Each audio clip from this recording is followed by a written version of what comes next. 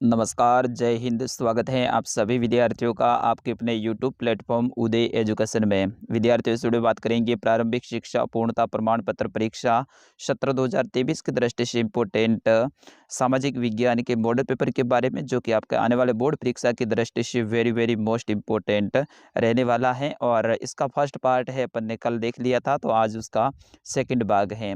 विद्यार्थियों, आपने first part नहीं देखा है तो उसको पहले देख लीजिएगा। और आज अपन है वो लघुतरात्मक प्रश्नों से शुरुआत करेंगे। विद्यार्थियों, आप सभी से निवेदन रहेगा, वीडियो को अंत तक देखिएगा। ये पेपर आप सभी के लिए वरदान साबित होने वाला है। और जिन विद्यार्थियों ने पहला पार्ट नहीं देखा है वो देख लीजिएगा पहले, और फिर उसके बाद में ये दूसरा पार्ट देखिएगा। ये सारे प्रश्न हैं कल वाले वीडियो में अपन ने कवर कर लिए थे, और आज अपन देखेंगे जो लघुतरात्मक आपके प्रश्न हैं वहाँ से शुरुआत करेंगे। और ये पेपर है इंग्लिश और हिंदी मीडियम दोनों के लिए इम्पोर्टेंट रहेगा। चलिए, यहाँ तक अपन ने कल देख लिया था। अब 5वें प्रश्न से अपन शुरुआत करते हैं। 5वां प्रश्न है अति लघुतरात्मक प्रश्न, ठीक है ना, जो आपके एक एक नंबर के प्रश्न रहते हैं। तो यहाँ पे देखिए, भारत का मानचित्र बनाने के लिए रॉबर्ट क्लाइव ने किसको पहली बार नियुक्त किया था? तो रॉबर्ट क्लाइव ने भारत का मानचित्र बनाने के लिए जेम्स रेनेल को नियुक्त किया था, ठीक है ना। विद्यार्थियों, ध्यान रखना, जेम्स रेनेल, एक तो है जेम्स रेनेल और एक है जेम्स मिल। तो जेम्स मिल है, उसने तो हिस्ट्री ऑफ ब्रिटिश, भारत का इतिहास जो पुस्तक है वो लिखी थी, और रेनेल ने है वो भारत का नक्शा बनाने के लिए इनको काम है रॉबर्ट क्लाइव ने सौंपा था। अगला प्रश्न है प्रश्न संख्या 6, 1819 से लेके 1826 तक का मद्रास का गवर्नर कौन था? मद्रास वर्तमान में विद्यार्थी उसको चेन्नई कहते हैं, पहले मद्रास कहते थे, ठीक है ना। तो उस समय पे भारत के जो गवर्नर जनरल थे मद्रास के, वो थे सर थॉमस मुनरो, ठीक है ना। तो ये ध्यान रखना, इन्होंने मुनरो व्यवस्था भी लागू की थी। अगला प्रश्न है प्रश्न संख्या 7, प्राकृतिक संसाधन कहाँ से प्राप्त होते हैं? तो प्राकृतिक संसाधन कहाँ से प्राप्त होते हैं? ऐसे संसाधन जो उपयोग करने के लिए परोक्ष रूप से प्रकृति से प्राप्त होते हैं, प्राकृतिक संसाधन कहलाते हैं। यानी प्रकृति में डायरेक्ट ही अपन को मिलते हैं, उसे क्या कहते हैं? अपन प्राकृतिक संसाधन कहते हैं। जैसे कि पेड़ पौधे, पेड़ पौधों का उपयोग अपन डायरेक्ट प्रकृति से करते हैं, इनके उत्पाद वगैरह। जैसे कि पत्थर हैं, तो पत्थर प्रकृति में अपने आप मिलता है, तो ये क्या है? प्राकृतिक उत्पादन है, ठीक है ना। ये आप ध्यान रखना, या फिर प्राकृतिक संसाधन हैं। विद्यार्थियों, अभी तक आपने वीडियो को लाइक नहीं किया, लाइक कर दीजिएगा। और ये पेपर आप सभी के लिए वरदान साबित होने वाला है। विद्यार्थी कोई भी है ना 20वें पेपर को छोड़ के मत जाना। अगला प्रश्न है कि जल संरक्षण के कोई 2 उपाय लिखिए। तो ये तो बिल्कुल इजी सा प्रश्न है। जल संरक्षण का मतलब होता है जल को बचाने के लिए आपको 2 उपाय बताने हैं। तो पहला क्या बताओगे? बर्तन धोने के लिए नल के स्थान पर टब का प्रयोग करेंगे, और दूसरा आपको बताना है कि शॉवर की जगह पे बाल्टी से स्नान करेंगे। यानी बर्तन धोते हैं तो अपन क्या करते हैं? नल से धोते हैं, नल से पानी काफ़ी व्यर्थ हो जाता है, तो अपन को टब यानी एक छोटी सी कढ़ाई होती है, उसके अंदर लेके आराम से बर्तन को धो लेना है। और शॉवर का मतलब होता है जो फुहारे होते हैं ना अपने जो स्नानागार में, तो उसकी जगह पे अपन को बाल्टी से स्नान करना है। प्रश्न संख्या 9, कानून बनाने में सबसे महत्वपूर्ण भूमिका किसकी होती है? तो विद्यार्थियों, कानून बनाने में सबसे महत्वपूर्ण भूमिका है वो संसद में होती है। उसके ऊपर बहस होती है, और फिर इनके ऊपर प्रस्ताव होता है। प्रस्ताव जब पारित होता है संसद में, तो राष्ट्रपति के पास में जाता है, राष्ट्रपति जी है उनको अंतिम इजाज़त दे देते हैं। अगला देखिए, लघुतरात्मक प्रश्न है, और ये प्रश्न संख्या 10 से लेकर 17 तक रहेंगे। और प्रत्येक प्रश्न है विद्यार्थियों आपके 3 अंक का रहेगा, और ये आपका ब खंड है। बिल्कुल ऐसा कैसा खंड आपके एग्जाम में आने वाला है, और ऐसा ही पेपर आएगा। तो इसमें देखिए 10वां प्रश्न है। अब जो आगे वाले प्रश्न हैं वो बड़े रहेंगे, लेकिन सारे प्रश्नों के उत्तर मैं बताऊंगा। बंगाल के नवाबों और ईस्ट इंडिया कंपनी के बीच में किन बातों पर विवाद थे? कोई 3 कारण लिखने हैं। तो यहाँ पे बंगाल के नवाब और ईस्ट इंडिया कंपनी के बीच में विवाद। सबसे पहले देखिए, बंगाल के नवाबों ने ईस्ट इंडिया कंपनी को छूट दिए जाने से इनकार कर दिया था कि भाई आप हमारे बंगाल में हैं, यहाँ पे आप काम नहीं करोगे। जो छूट दी जाती थी तो उसके ऊपर इनकार कर दिया था। दूसरा है कि बंगाल के नवाबों ने कंपनी को व्यापारिक अधिकार देने के लिए बहुत बड़ी धनराशि की मांग की थी। और तीसरा है कि नवाबों ने कंपनी पर स्थानीय कर नहीं चुकाने तथा अपमानजनक पत्र लिखने का भी आरोप लगाया था। इस तरह से आपको इसके उत्तर लिखने हैं। इंग्लिश मीडियम वाले भी आप साथ में पढ़ते रहिए प्रश्न को। अगला प्रश्न है प्रश्न संख्या 11, 1857 की बगावत के फलस्वरूप अंग्रेजों ने अपनी नीतियां किस तरह से बदली? कोई 3 नीतियां लिखिए। ये विद्यार्थियों वेरी वेरी मोस्ट इंपॉर्टेंट है। इस प्रश्न को आप स्टार लगा दीजिएगा, ऐसे ही प्रश्न आपके एग्जाम में आएंगे। तो 1857 की क्रांति हुई थी और उसके बाद में है ना अंग्रेजों को है ना बहुत करारी है शिकस्त या फिर अपन कह सकते हैं कि टक्कर दी थी अपने भारतीय लोगों ने और यहाँ पे क्रांतिकारियों ने। तो उसके बाद में अंग्रेजों ने है अपनी नीतियों में बदलाव किया, यानी अपने जो कामकाज हैं, जो उनके कानून वगैरह हैं, उसमें बदलाव किया था। तो 3 ऐसे बदलाव लिखने हैं। तो यहाँ पे देखिए पहला बदलाव क्या किया था, ब्रिटिश संसद ने 1857 में एक कानून पास करके भारत में ईस्ट इंडिया कंपनी के स्थान पर ब्रिटिश सरकार का शासन है वो स्थापित कर दिया। पहला क्या किया उन्होंने कि यहाँ पे भारत में जो अंग्रेजों का राज है वो ईस्ट इंडिया कंपनी चलाती थी, लेकिन जब 1857 की क्रांति हुई तो जो भारत का राजकाज है वो ईस्ट इंडिया कंपनी से छीन लिया और सीधा ब्रिटिश संसद यानी लंदन से डायरेक्ट हैं वो राज करने लगे, यानी ब्रिटिश संसद है उन्होंने अपने हाथ में राज ले लिया। दूसरा क्या हुआ था कि भारतीय शासकों का ब्रिटिश साम्राज्य के अधीन अपनी रियासतों का शासन चलाने की छूट दी गई। पहले भारतीय शासकों को शासन चलाने की छूट नहीं थी क्योंकि ईस्ट इंडिया कंपनी ये बहुत ज़्यादा उनके ऊपर प्रेशर डाल रही थी, लेकिन उनको अब लग गया अंग्रेजों को कि भाई अब भारतीय शासक हैं वो हमारे अधीन में रहकर अपनी रियासतों में शासन चलाएंगे तो अपन को ठीक रहेगा, तो ऐसी छूट दे दी इन्होंने।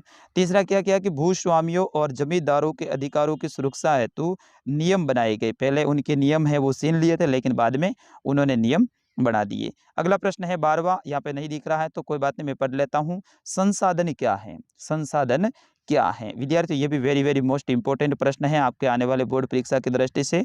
तो संसाधन क्या होता है? प्रत्येक वस्तु जिसका उपयोग मानवीय आवश्यकताओं की पूर्ति हेतु किया जाता है उसे संसाधन कहता है। यानी प्रत्येक चीज जिसका उपयोग अपन क्या करते हैं अपनी आवश्यकताओं को पूरा करने के लिए करते हैं तो वो अपने लिए क्या हो गया? संसाधन हो गया। जैसे कि किताब है, किताब का उपयोग अपन पढ़ने के लिए करते हैं तो ये अपनी आवश्यकता है, तो ये हमारे लिए संसाधन है। उसी प्रकार से कॉपी, बिस्तर, बर्तन, पेन वगैरह जितनी भी अपने जो वस्तु है जिसका उपयोग अपन करते हैं तो वो अपने लिए क्या है? संसाधन हैं। विद्यार्थियों ये प्रश्न वेरी वेरी मोस्ट इंपॉर्टेंट है, आप इस प्रश्न को रट लीजिएगा, ठीक है ना। तो यहाँ पे बायोगैस संयंत्र का चित्र बनाकर नामांकन कीजिए, यानी बायोगैस का चित्र बनाना है और उसके नामांकन करना। नामांकन का मतलब होता है उसके नाम भी साथ में लिखने हैं। तो यहाँ पे ये देखिए बायोगैस संयंत्र का ये चित्र है, ये मैंने अपने हाथों से बनाया है आपको समझाने के लिए। तो यहाँ पे इस तरह से बड़ा टैंक लगाना है, एक ऊपर इस तरह से नली बनानी है और यहाँ पे करदम होता है, यहाँ पे खाद डाली जाती है, यहाँ पे मृदा और फिर यहाँ पे उर्वरक और निकास, इस तरह से ये चित्र आपको बनाना है। विद्यार्थियों इस पेपर को डाउनलोड करना है तो आप गूगल में जाके हमारी वेबसाइट पे ज़रूर जाइएगा।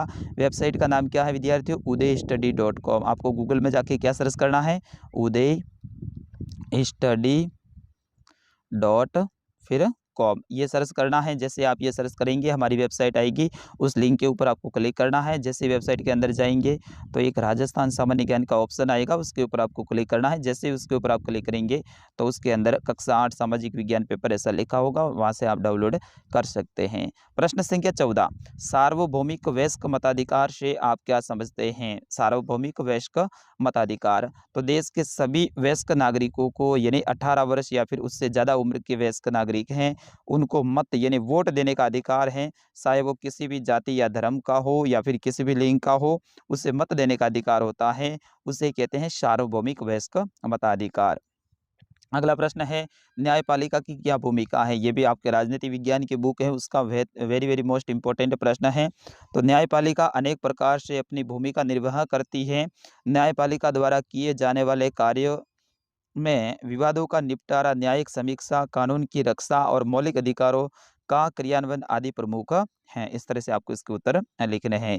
चलिए अगला प्रश्न है प्रश्न संख्या 16, राजस्थान के मानचित्र में निम्न सूती वस्त्र उद्योगों के स्थलों को दर्शाना है, यानी राजस्थान के मैप में इनको दर्शाना है। भीलवाड़ा कहाँ पर है, जयपुर कहाँ पे है और ब्यावर कहाँ पे हैं? तो विद्यार्थियों भीलवाड़ा अजमेर संभाग में यहाँ पर ये जिला है, ये भीलवाड़ा है आपका, और यहाँ पे है ये क्या है, ये चित्तौड़गढ़ है, ये भीलवाड़ा, ठीक है। और ब्यावर कहाँ है? अजमेर में है, जयपुर राजस्थान की राजधानी है। इस तरह से आपको ये भरना है।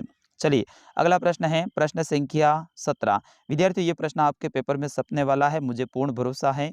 साइबर सुरक्षा के उपाय लिखिए, कोई 3 आपको बताना है। तो इसमें पहला देखिए, साइबर फ्रॉड से बचने के लिए मजबूत पासवर्ड होने चाहिए जिसका अनुमान लगाना संभव नहीं हो। साइबर सुरक्षा का मतलब क्या होता है, जैसे कि अपने पास में कोई मोबाइल ही मान लो या फिर लैपटॉप मान लो, उसका जो ऐसे कई सारे हैकर्स होते हैं जो कि उसको हैक कर लेते हैं, तो उससे बचाने के लिए अपन क्या कर सकते हैं।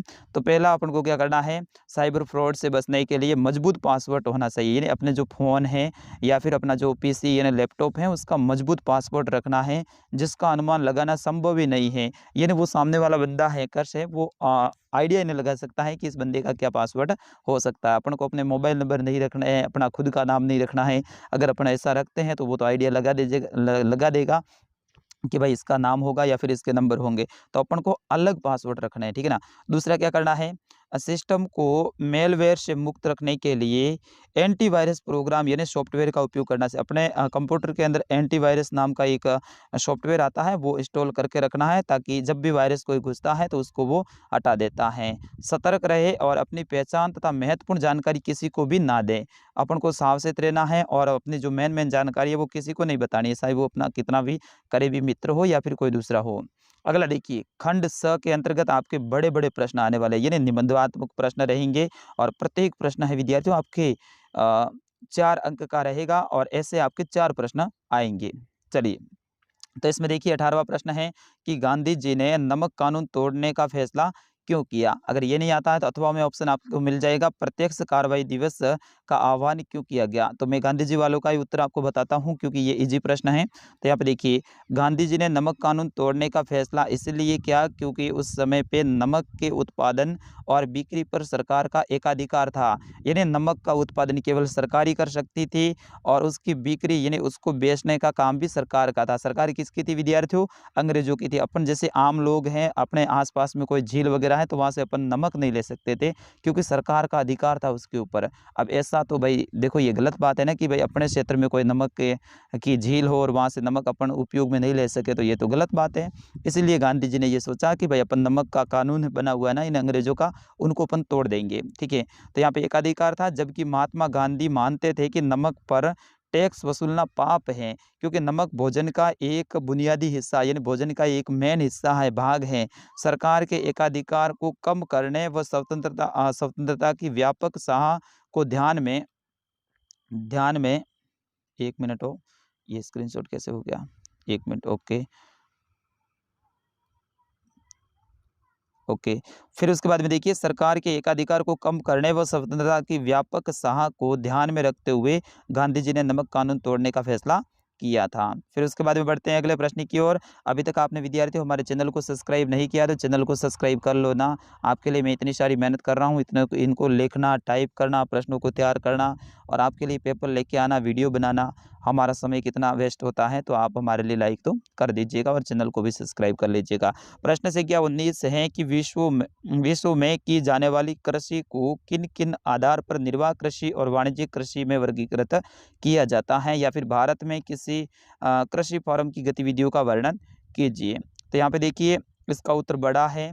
वाणिज्यिक कृषि, निर्वाह कृषि, इनके बारे में थोड़ा-सा आप याद कर लीजिएगा अच्छे से, और आप चाहो तो इसका स्क्रीनशॉट ले लो और आराम से बाद में फिर पढ़ लेना। बढ़ते हैं अगले प्रश्न की ओर। प्रश्न संख्या 20, भारतीय संविधान में उल्लेखित मौलिक अधिकारों में कोई 2 मौलिक अधिकार के बारे में विस्तार से लिखो, या फिर निरंकुशता क्या है और संविधान में इसका क्या हल होना चाहिए। तो यहाँ पे देखिए, भारतीय संविधान के बारे में मैंने लिखा है, ये वेरी वेरी मोस्ट इम्पोर्टेंट है। तो भारतीय संविधान में उल्लेखित 2 मौलिक अधिकारों के बारे में अपन ने शॉर्ट में लिखा है। सबसे पहले अपने भारतीय संविधान में समानता का अधिकार दिया हुआ है। इसका आशय ये है कि कानून की दृष्टि से सभी लोग समान हैं। इसके अंतर्गत ये भी कहा गया है कि धर्म, जाति, लिंग, जन्म या फिर रंग के आधार पर किसी भी नागरिक के साथ में भेदभाव नहीं किया जा सकता है। देश के सभी नागरिक हैं वो समान माने जाएंगे। तो ये है आपके लिए समानता का अधिकार। दूसरा अधिकार आप बता सकते हैं स्वतंत्रता का अधिकार। इसके अंतर्गत क्या होता है कि संविधान ने देश के सभी नागरिकों को अभिव्यक्ति एवं भाषण की स्वतंत्रता के साथ साथ में संगठन बनाने और देश के किसी भी भाग में अपने आने जाने और निवास करने का अधिकार दिया है। देखिए इसीलिए तो अपन क्या करते हैं, अपनी अभिव्यक्ति यानी अपनी जो बात होती है सरकार तक पहुंचाते हैं, या फिर दूसरे लोगों तक पहुंचानी है तो आराम से पहुंचा सकते हैं, अपने पास में कोई रोक टोक नहीं होती। इसीलिए देखो कई जगह पे आंदोलन वगैरह भी होते हैं। भाषण की स्वतंत्रता है, आप अपना भाषण दे सकते हैं कहीं पे भी, आपको संविधान कहीं पे भी नहीं रोकता है, ठीक है। और साथ ही संगठन बनाने की, देखो विभिन्न तरह तरह के जो संगठन बने होते हैं जो कि काम करते हैं, तो संगठन बनाने की भी आज़ादी दी हुई है। और देश के किसी भी भाग में आने जाने की आज़ादी होती है, अपन स्वतंत्र रूप से पूरे देश में घूम सकते हैं, अपन को कोई रोक टोक नहीं होती है, और देश में निवास करने का भी अधिकार दिया गया है। अगला प्रश्न देखिए, प्रश्न संख्या आपका है 21वां कि राजस्थान का एकीकरण कितने चरणों में संपन्न हुआ और मत्स्य संघ में कौन सी रियासतें शामिल थी। तो राजस्थान का एकीकरण पहले कितने चरणों में संपन्न हुआ था, तो विद्यार्थियों ये हुआ था 7 चरणों में। लेकिन ये भी आपके लिए इंपॉर्टेंट प्रश्न रहेगा कि चतुर्थ चरण में वृद्ध राजस्थान में सम्मिलित रियासतों के नाम बताइए। तो राजस्थान का एकीकरण है वो 7 चरणों में हुआ था। प्रथम चरण जिसका नाम था मत्स्य संघ, और इसकी स्थापना 18 मार्च 1948 को हुई थी। दूसरा जो अपने राजस्थान का एकीकरण था जिसका नाम था पूर्व राजस्थान या फिर राजस्थान संघ, इसकी स्थापना है या फिर इसकी शुरुआत है वो 25 मार्च 1948 को हुई थी। तीसरा अपने राजस्थान का चरण हुआ था, उसका नाम था संयुक्त राजस्थान, और इसकी शुरुआत है 18 अप्रैल 1948 को हुई थी। चौथा राजस्थान का एकीकरण का चरण है, उसका नाम है वृद्ध राजस्थान, और ये 30 मार्च 1949 को हुआ था। पांचवा चरण है, उसका नाम है संयुक्त वृद्ध राजस्थान या फिर संयुक्त वृद्ध, जो कि 15 मार्च 1949 को हुआ था। छठा चरण है जिसका नाम है राजस्थान, और ये 26 जनवरी 1950 यानी अपने देश का संविधान लागू हुआ उसी दिन हुआ था। और लास्ट में अपना जो चरण है वो था वर्तमान राजस्थान, जो कि 1 नवंबर 1956 को अपना राजस्थान है वो एकदम बन के तैयार हो गया था। मत्स्य संघ में शामिल रियासतों की बात करें तो अलवर, धौलपुर, भरतपुर व करौली रियासतें शामिल थी। विद्यार्थियों अपना राजस्थान का राजस्थान दिवस क्यों मनाते हैं, 30 मार्च को राजस्थान दिवस क्यों मनाते हैं, किसी को पता हो तो विद्यार्थियों अपने राजस्थान का एकीकरण हो रहा था, और उस समय पे 30 मार्च 1949 को, देखो यहाँ पे डेट दे रखी है, ये कौन सा चरण था, चौथा चरण था। उस समय पे वृद्ध राजस्थान का निर्माण हुआ था, और इस समय पे वृद्ध का मतलब होता है बड़ा। तो बड़ा राजस्थान कैसे बना था, राजस्थान की 4 बड़ी रियासतें, एक तो जयपुर थी, ठीक है जयपुर, एक थी बीकानेर, बीकानेर, एक थी आपकी जोधपुर, और एक थी मेरे हिसाब से जैसलमेरी थी, ठीक है जैसलमेरी थी। तो ये 4 बड़ी रियासतें हैं उस समय पे अपने राजस्थान में शामिल हो गई थी, और वही से है ना उसी खुशी में अपन प्रत्येक वर्ष है वो 30 मार्च को राजस्थान दिवस मनाते हैं। तो विद्यार्थियों ये था कक्षा 8 का सामाजिक विज्ञान का पेपर, पूरा का पूरा पेपर मैंने आपको हल करके बता दिया है। ये दूसरा पार्ट था, इसका पहला भाग आपने नहीं देखा है तो देखिए एंड स्क्रीन में यहाँ पे दे रखा है, इसके ऊपर क्लिक कीजिए और इसका पहला भाग भी आप देख लीजिएगा। विद्यार्थियों आपको हमारे पेपर कैसे लगते हैं और अगला कौन से विषय का पेपर चाहिए ये भी कमेंट में हमें ज़रूर बताएं। आप चैनल को सब्सक्राइब करके ज़रूर जाएंगे और वीडियो को लाइक भी करेंगे। आपके मित्र कोई व्हाट्सएप वगैरह चलाते हैं तो उनको भी इस पेपर को आगे शेयर कर दीजिए उनके व्हाट्सएप पे, ताकि वो भी देख लें। तो विद्यार्थियों मिलते हैं अगले वीडियो में, तब तक के लिए नमस्कार, जय हिंद।